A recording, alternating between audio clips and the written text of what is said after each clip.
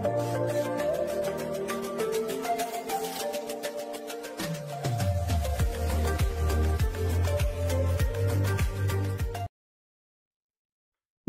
সকলকে, আমার নাম সহেলি, আমার বাড়ি পূর্ব বর্ধমান জেলার রানীবন্ধ গ্রামে। আজ আমি আপনাদেরকে আমার অতীত জীবনের কিছু কাহিনী, কিছু ঘটনা সম্পর্কে বলতে এসেছি। আমি যখন বিগত 10-12 বছর আগেকার কথা বলছি, আমার মাথায় মাইগ্রেনের সমস্যা ছিল। আমি প্রচন্ড মাথার যন্ত্রণায় ছটফট করতাম। প্রত্যেকটা দিন, সপ্তাহে নয় 5টা দিন হলেও আমার এই যন্ত্রণা হতো। এই যন্ত্রণা এমনই যে এরকম যখন যন্ত্রণাটা শুরু হতো তখন আমি না কোনো লাইটের দিকে তাকাতে পারতাম, না কারোর সঙ্গে কথা বলতে ভালো লাগতো। আর এত বীভৎসভাবে যন্ত্রণাটা হতো, প্রথমে চোখ থেকে শুরু হতে হতে মাথা, রগ, এমনকি মাথার পিছনে যখন সেই যন্ত্রণাটা আস্তে আস্তে যেত তখন আমার প্রচুর পরিমাণে বমি হতো। আর বমি করে করে মানে আমার গলা চিরে রক্ত বেরিয়ে যেত। আমি পরের দিন আর কোনো খাবার খেতে পারতাম না, গলায় এত জ্বালা করতো। এইভাবে এই যন্ত্রণা নিয়ে আমি দীর্ঘ 3 বছর এই যন্ত্রণাকে ভোগ করছিলাম। সেখানে যখন আমি ডাক্তারের কাছে যাই, আমার সমস্ত রিপোর্ট করে, মাথার সমস্ত কিছু করে, এরকম ডাক্তার বলে এটা মাইগ্রেনের সমস্যা। কিন্তু এরকম এই সমস্যা থেকে কোনো কিছুতেই আমি উপশম পাচ্ছিলাম না এই যন্ত্রণা থেকে। যেখানেই যেতাম ওষুধ পাল্টে পাল্টে ওষুধ দিত, চশমা বদলে দিত, কিন্তু কিছুতেই আমার যন্ত্রণা ভালো হতো না। তখন আমাদের গ্রামেতেই ঈশ্বরের এক মণ্ডলীর কথা আমি জানতে পারি, যেখানে গেলে নাকি অনেক মানুষ অনেক বড় বড় রোগ থেকে সুস্থ হয়ে যাচ্ছে। সেখানে প্রথমে আমি যেতে চাইনি, প্রথমে বিশ্বাস করতে চাইনি, ভেবেছিলাম হয়তো যে গুরু যিশু কোনো ধর্মের, ওই জন্য আমি প্রথমে যেতে চাইনি। কিন্তু ওখানে যখন আমাদের গ্রামের লোক, আমার আমার ফ্যামিলির লোকেরা যেতে লাগলো, তখন আস্তে আস্তে যখন জানতে পারলাম বিষয়টা, যে না, কোনো গুরু যিশু কোনো ধর্মের নয়, ঈশ্বর জগতে তার পুত্রকে জগতে পাঠিয়েছেন, তার গোটা জগতের জন্য তার পুত্রকে পাঠিয়েছেন। যখন মণ্ডলীতে যেতে লাগি তখন এরকম জানতে পারি যে এখানে পরমেশ্বর পিতার কাছে প্রার্থনা করে গুরু যিশুর নাম থেকে চাইলে অনেক বড় বড় সমস্যার সমাধান হয়ে যায়। এমনকি ওখানে অনেক মানুষ উঠে উঠে সাক্ষী দিচ্ছিল, সেগুলোকে আমি শুনতে থাকি। আর শোনার পর সেগুলো আমার বিশ্বাস হয় যে হ্যাঁ, যেহেতু আমি গ্রামের মানুষগুলোকে চিনি আর জানি যে হ্যাঁ এরা এই সমস্যার মধ্যে পড়েছিল, আর ওরা বলছে হ্যাঁ ওখান থেকে সমস্যার সমাধান আছে, সেখানে আমিও পরমেশ্বর পিতার কাছে এরকম প্রার্থনা করি। বাড়ি এসে যখন প্রার্থনা করি, মণ্ডলী করেছি, মণ্ডলীতে বসে সমস্ত কিছু শুনে দেখে যখন বাড়ি এসেছি, আমার বিকেল থেকে আবার মাথার যন্ত্রণা শুরু হয়। আর যখন এই মাথার যন্ত্রণা শুরু হয় তখন আমি ঈশ্বরের কাছে সেই প্রার্থনাকে করি। আর প্রার্থনা করার পর আমারও সেই যন্ত্রণা আস্তে আস্তে দেখছি ভালো হয়ে যাচ্ছে। আমি প্রার্থনা করার 5 মিনিটের মধ্যে দেখছি আমার যন্ত্রণা আস্তে আস্তে ভালো হয়ে যাচ্ছে। তখন আমার বিশ্বাস হলো হ্যাঁ, যে এতদিন আমি এত কিছু করেছি কিন্তু এই যন্ত্রণা থেকে আমি কোনোদিনও উপশম পাইনি। কিন্তু আজকে দুটো নামে ধন্যবাদ দেওয়াতে, এই গুরু যিশুর নাম থেকে চাওয়াতে আমার এত বড় যন্ত্রণা ভালো হয়ে যাচ্ছে, তখন আমার বিশ্বাস হয়। তখন আমি মণ্ডলীর সঙ্গে যুক্ত হই। সপ্তাহে একটা দিন মণ্ডলী হতো, প্রত্যেক সপ্তাহে মণ্ডলী যেতে লাগি।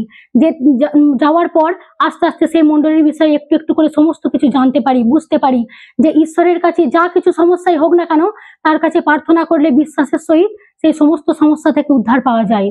তখন এরকম ঈশ্বরের সঙ্গে থাকতে থাকতে, মণ্ডলীতে যুক্ত থাকতে থাকতে 1 বছর পর আমার গর্ভে সন্তান আসে।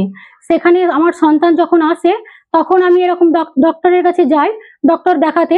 সেখানে ডাক্তার আমাকে দেখে বলে, সমস্ত কিছু রিপোর্ট করে, সমস্ত কিছু আলট্রাসোনোগ্রাফি সমস্ত ফটো রিপোর্ট করে আমাকে বলে যে তোমার কন্ডিশন খুব খারাপ, যেহেতু এরকম তুমি একটা ইনফেকশনের মধ্যে দিয়ে যাচ্ছ, সেহেতু তোমাকে বেড রেস্ট থাকতে হবে। তুমি কোনো কাজই করতে পারবে না, এমনকি 2 লিটারের জলের বোতল তুমি 2 হাতে দুটো তুলতে পারবে না, সম্পূর্ণরূপে তুমি খাবে আর বিছানায় শুয়ে থাকবে। আমি সেই মতোই বাড়ি এসে সেইভাবে থাকতে শুরু করি। কিন্তু 1টা মাস ওইভাবে যাওয়ার পর আমার স্বামীর হঠাৎ অ্যাক্সিডেন্ট হয়ে পা ভেঙে যায়। আর পা ভেঙে যাওয়ার পর যেহেতু আমি সংসারে একা, আমার শ্বশুর মশাই, আমার স্বামী, আমার দেওর, আর কেউ ছিল না, আমার শাশুড়ি ছিলেন না, যেহেতু আমি সংসারে একা, এরকম আমাকে সমস্ত কাজ করতে হয়, রান্না বান্না সমস্ত সংসারে যাবতীয় সমস্ত কাজ করার পরেও যেহেতু আমার স্বামীর পা ভেঙে যায়, সেখানে একটা আমাদের দোকান আছে, সেই দোকানকেও আমাকে সামলাতে হয়। আর সেই দোকান খোলা, 2 বেলা দোকান খোলা, সংসার সামলানো, এমনকি একটা দোকান, যেহেতু দোকানে চা করা হতো, সেই ভারী সিলিন্ডারকেও আমি প্রত্যেকদিন বার করতাম আর তুলতাম। এইভাবেই দিন কাটতে থাকে। সেখানে অনেক সমস্যার মুখোমুখি আমাকে হতে হয়। যখন আমার 4 মাস আমি গর্ভবতী, তখন আমি ইলেকট্রিক শক খাই। আর সেই কারেন্টের শক খাওয়াতে 5 মিনিট আমার সারা শরীর এরকম বডি হয়ে যায় আর সারা শরীর কাঁপতে থাকে। আমাকে কেউ ধরতে পারে না। আমার মা আমাকে ধরতে আসায় আমার মা ছিটকে পড়ে যায়। কিন্তু সেইখানে 5 মিনিট পর যখন বাড়িতে মানুষজন আসার পর সেই মেন সুইচকে নামানো হয়, তারপরে আমি পরমেশ্বর পিতার কাছে প্রার্থনা করলাম যে পিতা, যেহেতু আমি তোমাকে চিনেছি, জেনেছি, এত বড় বড় সমস্যা থেকে তুমি আমাকে উদ্ধার করেছো, সেখানে আমার কিছুই হয়নি।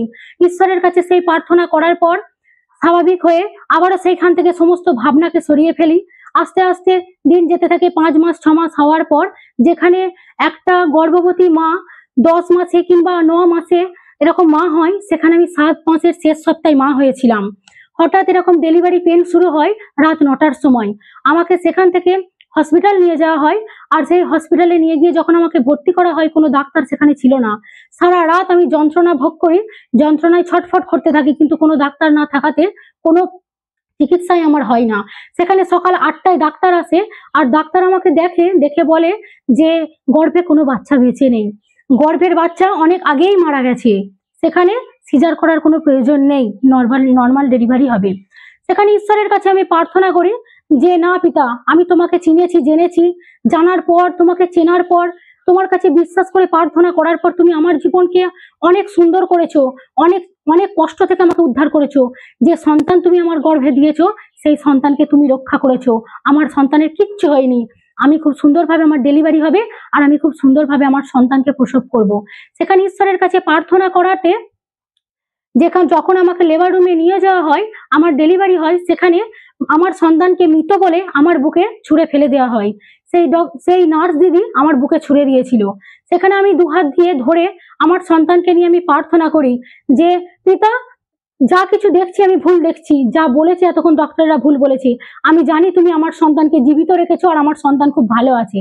সেখানে ঈশ্বরের কাছে প্রার্থনা করার সঙ্গে সঙ্গে আমি একটা হালকা আওয়াজ শুনতে পাই, যে আওয়াজটা একটা ছোট্ট ইঁদুরের বাচ্চা যেমন আওয়াজ করে, ঠিক তেমন একটা সামান্য আওয়াজ আমি ওর মুখ থেকে শুনতে পাই।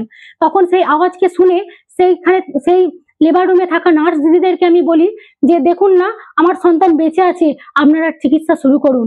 সেইখানে সেই দিদিরা আমার বুক থেকে সেই সন্তানকে নিয়ে তাড়াতাড়ি করে তাদের যা প্রাথমিক চিকিৎসা ছিল সেই চিকিৎসাকে শুরু করে। আর যেহেতু 7 মাসে হয়েছিল, সেখানে বাচ্চাটা ভালোভাবে পুষ্টও হয়নি। সেখানে মাত্র 1 কেজি ওজন হয়েছিল, 900 গ্রাম ওজন হয়েছিল সেই বাচ্চাটার। যেরকমের একটা মাংসর পিণ্ড হয়, ঠিক সেরকম হাতের তালুতে নেওয়া যাবে সেরকম একটা মাংস পিণ্ডর মতো দেখাচ্ছিল। তাড়াতাড়ি করে সেই বাচ্চাকে নিয়ে কাঁচের ঘরে পুরে দেয়। আর সেই কাঁচের ঘরে এসএনসিওতে আমার মেয়ের ট্রিটমেন্ট হয়। আমার কন্যা সন্তান হয়েছিল, আর সেই সন্তানের ট্রিটমেন্ট হয়। আর সেখানে আমি যখন গিয়ে পৌঁছাই সেই কাঁচের ঘরে, আমাকে যখন নিয়ে যাওয়া হয়, সেখানে গিয়ে আমি আমার সন্তানকে বুঝতে পারছি না যে ওটা একটা সন্তান একটা বেডে রাখা আছে। দূর থেকে আমি সেই সন্তানের দিকে তাকিয়ে দেখি, ঠিক মনে হচ্ছে একটা মুরগির মাংসের মেটে যেরকম হয়, যেরকম কালার হয়, ঠিক সেই রকম একটা মানে লাল মতো রক্ত মাংসের পিণ্ড মনে হচ্ছে দূর থেকে দেখে। সেখানে যখন আমি কাছে যাই, গিয়ে দেখে আমি কেঁদে ফেলি, কেননা এত মেশিন, সেখানে মাথার মধ্যে একটা অক্সিজেন বক্স চাপানো আছে, সেখানে বুকে মেশিন দেওয়া আছে, হাতে ছুঁচ ফোটানো, পায়ে ছুঁচ ফোটানো, বুকে ছুঁচ ফোটানো, সেইগুলোকে দেখে আমি ওখানে কষ্টে ভেঙে পড়ি। সেখানে এরকম ঈশ্বরের কাছে প্রার্থনা করি যে যেখানে আমাকে মরা সন্তান আছে, সেখানে গর্ভে বলেছিল, সেখানে তুমি যখন আমার সন্তানকে জীবিত রেখেছো পিতা, তুমি আমার সন্তানকে সুস্থ করে আমার কোলে ফিরিয়ে দেবে, কেননা তোমার বাক্য জীবন্ত কার্য সাধক, তোমার বাইবেল বলে। সেখানে প্রার্থনা যখন করেছিলাম, প্রার্থনা করাতে আমাকে বলেছিল তোমার বাচ্চাকে এখানে 2 মাস ট্রিটমেন্ট করতে হবে। কিন্তু আমি ঈশ্বরের কাছে প্রার্থনা করেছিলাম যে না পিতা, 2 মাস নয়, যতদিন তোমার চোখে ন্যায্য ততদিনই আমার সন্তানের এখানে ট্রিটমেন্ট হবে। আর আমার বিশ্বাস তুমি খুব শীঘ্রই আমার কোলে আমার সন্তানকে ফিরিয়ে দেবে। এইভাবে প্রার্থনা করাতে প্রত্যেকটা দিন একটার পর একটা সমস্যা দেখা দিত। একদিন সুগার ফল্ট করতো, কোনোদিন জন্ডিস ধরা পড়তো, কোনোদিন বলতো যে ও ঢোক গিলে খাবার ক্ষমতা হয়নি।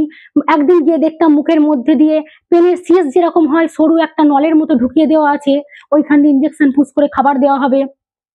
প্রত্যেকটা দিন একটা না একটা সমস্যা দেখা দিত, কিন্তু অবিরত ঈশ্বরের কাছে প্রার্থনা করতাম। প্রত্যেকটা দিন একটা করে সমস্যা দেখা দিত, আর ঈশ্বরের কাছে নতুন নতুন ভাবে প্রত্যেকটা দিন প্রার্থনা করতাম। আর প্রত্যেকটা প্রার্থনাতে পরমেশ্বর পিতা আমাকে আমেন করেছে, আর প্রত্যেকটা দিন একটা একটা করে সমস্যাকে দূর করেছে।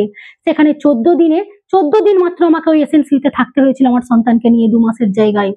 সেখানে ওই 14 দিন থাকার পর আমাকে ছুটি দিয়ে দেয়, আর আমাকে বলে যেহেতু তোমার বাচ্চা অনেক কমজোরি ছিল, তার হৃৎপিণ্ডটাও ঠিকভাবে পুষ্ট হয়নি, সেখানে তোমার বাচ্চাকে অনেক অনেক নিয়মের মধ্যে রাখতে হবে। এমনকি তোমার বাচ্চা বড় হলে হয়তো কখনো জোরে কথা বলতে পারবে না, কখনো হয়তো জোরে ছুটতেও পারবে না। সেখানে ঈশ্বরের কাছে প্রার্থনা করি যে না পিতা, ও জোরে কথা বলবে, জোরেও ছুটবে। যেমন একটা স্বাভাবিক মানুষকে তুমি সৃষ্টি করেছো, সেভাবেই ওকেও তুমি সৃষ্টি করেছো। আর 5টা স্বাভাবিক মানুষ যেভাবে কথা বলে, ও সেইভাবেই কথা বলবে। ঈশ্বরের কাছে এইভাবে প্রার্থনা করাতে সেখানে সেই সমস্ত সমস্যা থেকে তো এরকম আমার সন্তানকে পরমেশ্বর পিতা উদ্ধার করে। এমনকি ওকে 1 বছর ধরে প্রত্যেক মাসে মাসে ট্রিটমেন্ট করানোর জন্য হসপিটালে নিয়ে যেতে বলেছিল, কিন্তু সেখানে লকডাউন পড়ে যাওয়াতে আমি আর যেতে পারিনি, আর আমাকে নিয়ে যেতেও হয়নি, কোনোদিনও নিয়ে যেতে হয়নি। এমনকি আজকে পরমেশ্বর পিতা সেই সন্তানকে 5 বছরের করে দিয়েছে। আজকে আমার মেয়ে 5 বছরের হয়ে গেছে।